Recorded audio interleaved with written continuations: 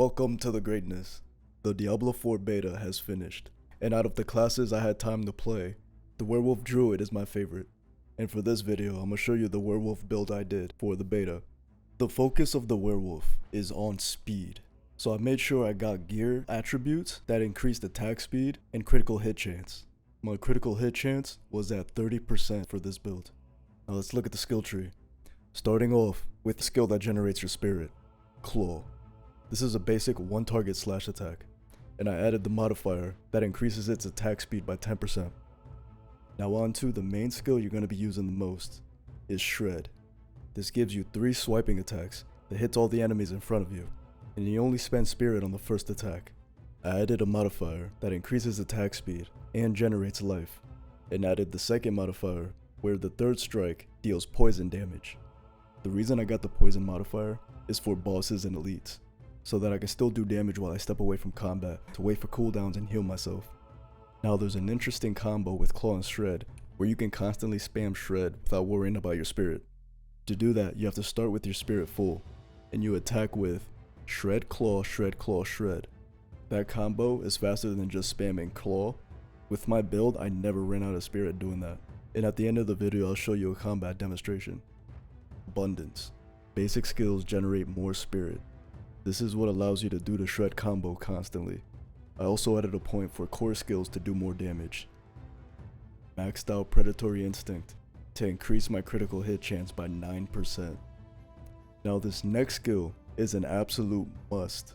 It honestly saved my life so many times, and that skill is Earthen Bulwark. This gives you a barrier for 3 seconds, and it also has a modifier that grants you Unstoppable, which removes crowd control effects. I've gotten so much value from this skill, and I only had 1 point in it.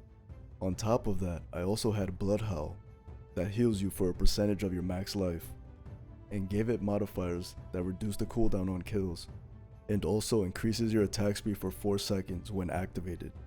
So once I use this ability, I will just go ham on an enemy. Next up is Trample. This is strictly for utility. First off, it gives you a mini dash, so you technically have 2. Second, it gives you Unstoppable, which I mentioned before removes crowd control effects. And third, other than bosses, if you hit enemies in terrain, they get stunned. With just 1 point, you're getting a lot of value here. Now the last skill is flexible at the moment. I was still debating what else I needed to really make this build shine. During the making of this video, I settled with Hurricane. It damages all enemies around you for 8 seconds, and I added the modifier that it also slows enemies that it damages, so I can focus on the main target without getting surrounded easily. And since slow is a crowd control condition, Hurricane triggers any gear that activates bonus damage to crowd control targets, and a second modifier that reduces incoming damage. Now let's check out what this looks like in action.